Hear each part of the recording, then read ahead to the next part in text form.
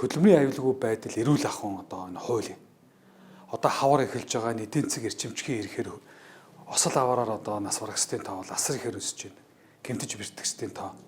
Тэгэхээр энэ тал дээр бол бид нар бол хууль эрх зүйн орчингийн үзэл баримтлалын концепцийн жоохон реформ хийхгүй бол нас орсон хүний тоо осол одоо энэ дэглэлээр гэмтэж бэртсэн хүний тоогоор л ингээ хэмжээ суугаад байдаг болохгүй. Сайн нэг судалгааг явуулаад үзлээ л дээ.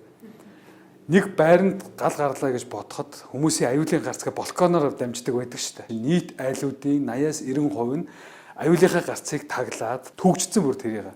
Тэгээ энэ юуг ярьж яах нөхөр өөрөө бид нарт энэ эрүүл аюулгүй орчинд байх бэлтгэлээ иргэд маань өөрсдөө хангадаг юм байна. Энэ хууль нь өөрөө мэрэгжлийн хэдэн байгууллагуудын л харах ёстой ажил мэтэр ингээ ойлгоод ингээ хаяа явчихдээ байна. Тийм учраас энэ хуулийг амьд органик илүү бол амьдралд ойрхон маш ойлгомжтой бүх хүний одоо мэддэг ийм одоо хууль болоосой гэдэг үүднээс бол одоо олон нийтийн маш олон хүмүүсийг оролцуулж ажиллаж байгаа. Маш сайхан шилэн байшин дотор байж байгаа офисын сайхан залуучууд агаарын дутагдлаас болоод хүүхдүүд нь тархины даралтаа төрдөг, хэвлийн ургийн гажигтаа төрдөг, зулбдаг. Энэ өөрөө хөдөлмөрийн аюулгүй байдал эрүүлэх асуудал байхгүй. Гэтэл шилэн барилга дотор үндсэндээ хөдөлмөрийн аюулгүй байдал уурхаад л байдаг ойлгоцсон хүмүүс.